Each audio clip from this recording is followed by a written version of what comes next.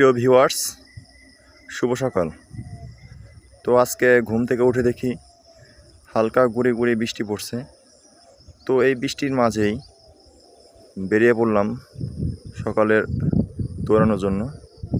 সুস্থ থাকার জন্য দৌড় অবশ্যই বাধ্যতামূলক।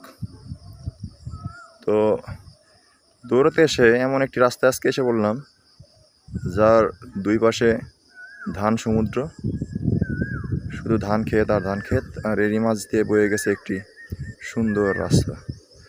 তো এই রাস্তায় আজকে দৌড়ালাম 6 কিলোমিটার। তো দেখেন সকালবেলা একটি কুকুরও এই রাস্তায় দৌড়ে আসতেছে, কত সুন্দর লাগতেছে।